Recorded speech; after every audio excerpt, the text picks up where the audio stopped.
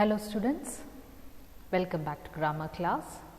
Today we are going to study the 13th lesson of your grammar chest, the verbs. Verbs are action words, isn't it? You already know that. Jumping, playing, sleeping, eating, all these are verbs. When we study verbs in detail, we understand that verbs can be divided into three types. Which are they? First one is doing verbs, be verbs and have verbs. What do you mean by doing verb? Doing verbs means it tells more about what the subject is doing. What the subject is doing, with the help of this verb, we understand.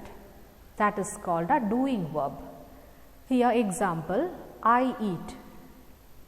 Eat is the verb and this type of verb is called a doing verb which does an action. What the subject is doing, that is doing verb, eat. That the word eat is in present tense, is it? There are three tenses, which are the present tense, past tense and future tense. Present tense means what we are doing right now, and past tense means something which already happened, and future means something that is going to happen. These are the three tenses that we will study in the upcoming lessons. So, here I eat is the present tense, I ate past tense, I will eat, that is future tense. So, in these three categories you can see that the verbs are doing verbs, is it? Eat, ate and will eat. These three categories of verbs which have been expressed in three tense forms, that is present, past and future, belongs to doing verbs. So, what we study, doing verbs are those verbs which tells what the subject is doing, is it? What the subject is doing actually, that is being described through this category of verb, doing verb. Okay, usually doing verbs will be actions like cooking, sleeping, eating, jumping, raw forms of the verbs. These verbs are called as doing verbs. Now, coming to be verbs. What are be verbs? It tells about the subject. It tells about the subject. See the example, my mother is happy. Is called a be verb. Is, am, are, was, were, all these are called as be verbs. Okay, is, am, are, was, were. Whenever you see these small verbs acting as a main verb, it is called a be verb. Okay, be verb. See here, my mother is happy. Here the verb that you can see is only is. So, is called a be verb. Okay. Then was, were, will be, shall be is in future tense. Past tense, was and were, am, is and are used in present tense. My mother is happy. Can you change that to past tense? What is the past tense of is? Was, is it? My mother was happy. Then, how will you change this to future tense? My mother will be happy. Okay, so we have been studying three types of verbs. Which are they? Doing verbs, be verbs and have verbs. Doing verbs are those verbs which says more about the subject, what subject is doing, action, they are all action. See, eat, ate, will eat, you can see the example. I play, I sleep, I cook, play, sleep, cook, all these are doing verbs. Then coming back to be verbs, be verb means is, am, are, was, were, will be and shall be are called as be verbs. What is the peculiarity of be verbs? Be verbs tells about the subject. My mother is happy. I already said the example. I said is called a be verb. She is lazy. My friend is lazy, or my friend is smart. Is what? The verb is belongs to be verb. Okay, then she is a dancer. She is an actress. Okay, she is a painter. So there we can say that is, am, are, was, were, will be and shall be are called as be verbs. Okay. Now coming to have verbs. What are have verbs? You can see verbs showing possessions, belongings. I have a book, I have a pen. Then she has a bag. All these are verbs showing possessions. So verbs showing possessions are called as have verbs. You see have verbs example, present tense have or has. In past tense it's had. I have a book. I have a book is in present tense. Can you change that to past tense? I had a book, that is past tense. Will have or shall have is in future tense. How will you change this to future? I have a book. How will you change that to future tense? I will have a book. Okay, so here you can change the verb forms into 3 tenses, but basically you should know that whenever you see the verbs have, had, will have or shall have, those types of verbs are forms of have verbs. Okay. See here example, I already wrote I have a book. You can take some other example. She has a bag. What form of verb I have used? I have used have verb. Sit.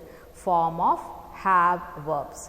Then singular and plural you know sit. For have, plurals you use have, singular has. She has. I, we, you, they you use have, and for he, she, it and all singular you use has. That you will study in the next lesson. So, what we have studied till now, let us rewind. Verbs are action verbs. Is it? Doing verbs. What are the 3 forms? Doing verbs, be verbs and have verbs. These are the 3 types of verbs. Doing verb, be verb, have verb. Doing verbs are what the subject is doing. They are all action based verbs like running, jumping, playing, eating, sleeping. All these are called as doing verbs. Okay, then coming back to be verbs. Which are be verbs? Be verbs are those verbs which tells about the subject. Is, am, are, was, were, will be, shall be are called as be verbs. Now have verbs. Which are the have verbs? Have, has, had. These 3 words and will have and shall have are called as have verbs. Okay, now coming to the textual exercises. After studying this, we will move to exercise 1. Underline the verbs in the following story. One passage is given, one story is given, and there you have to underline the verbs. So, we already know there are 3 categories of verbs. Which are they? Doing verbs are there, be verbs are there, have verbs are there. You have to keep that in your mind before doing this exercise. There are 3 categories of verbs: doing verbs, be verbs and have verbs. So, putting that in your mind, you should do this exercise. One day Akbar asked his courtiers, what is the thing that travels fastest in the world? I will be telling only the first one, the rest you have to do it by yourself, and the teachers will be discussing that when we do the Google Meet. One day Akbar asked. Asked is the verb. What type of verb is that? Asked. That's an action, is it? Action word, and it says about what the subject is doing. So that belongs to doing verb. Okay, so just underline, you just have to underline the verb. They have not asked whether it is doing, have or be, you just need to underline. One day Akbar asked, so here asked will be the verb, and what is the thing? Is also the verb, is it? What type of verb is that? Is be verb, is it? Be verb. The rest you have to do it by yourself. Now coming to the next topic, object. Listen here. English language usually has a pattern of subject, verb and object. Is it? When you write a sentence, there will be one subject, verb and probably an object. So here SVO, subject, verb, object. How to find out an object in a sentence, that is what we are going to study today. Listen children, Jugal loves cricket. I have taken the same example from the textbook so that it will be more clear for you. Jugal loves cricket. So what is a verb here? You already know that, is it? Verb is loves. Loves is the verb. Now object means something which is followed after the verb is usually an object. Then there is another way to find out what an object is. You ask the question what after the verb. After the verb. See, Jugal loves what? Jugal loves what? I am asking the question. Jugal loves what? Jugal loves cricket. So cricket is the object. I hope it's clear. Object usually comes after the verb, and if you want to find out an object, you can ask the question what immediately after the verb, that is the object. Jugal loves what? Jugal loves cricket. So cricket is the object. Now another example I have wrote in order to get familiar with the topic. They sang a song. They sang a song. What is the verb? Sang is the verb, is it? And how to find out an object? They sang what? They sang what? They sang a song, is it? So ask a question after the verb sang, that is the object of a sentence. Okay, now exercise B. Underline the verbs and circle the object. Meena bought a new cycle. What is the verb there? Bought is the verb. Meena bought what? You ask the question what? Meena bought what? Meena bought a new cycle. So a new cycle is the object. So the first answer, bought is the verb, underline bought, and circle the object, new cycle. The rest of the exercise you have to do, and we will discuss the answers in the Google Meet. Okay, now the next topic that we are going to study, verbs can be divided again into two categories. Okay, which are they? Kinds of verbs, transitive and intransitive. What do you mean by a transitive verb? A transitive verb needs an object. It always needs an object, otherwise it will not be sensible, is it? For example, I am giving you a scoop of ice cream without putting sugar. What will happen? It will not taste, is it? It will not have proper taste. It tastes bad. So here similarly, transitive verbs always need an object to complete its meaning. So here see the example. I like, I am not writing object here. Is it complete? I like what? It's not complete, is it? It's not sensible. So here I like ice cream. Ice cream is the object. So here like, the word like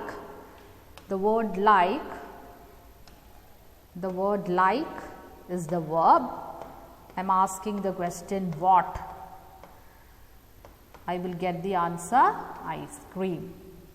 Okay, so here without an object the sentence is not complete.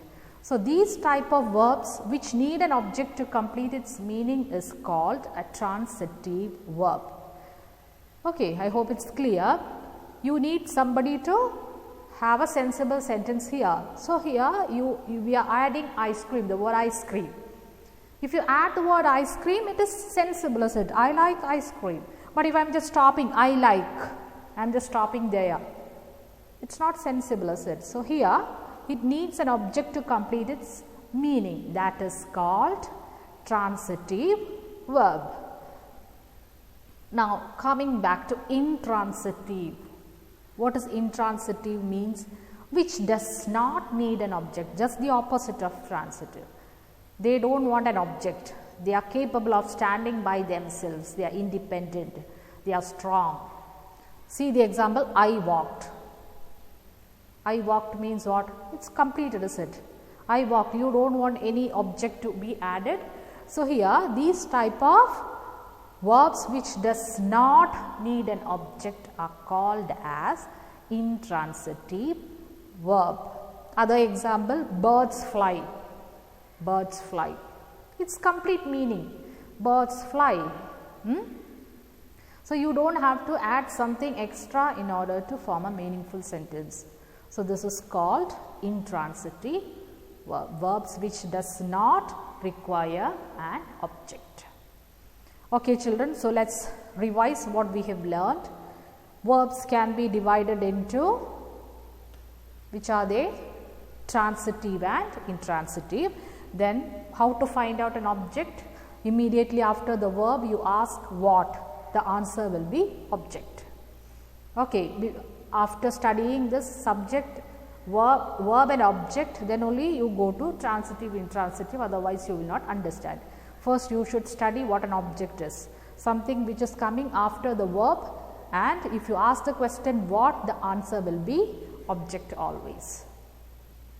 Then verbs can be divided into two sections, which are they? Transitive and intransitive.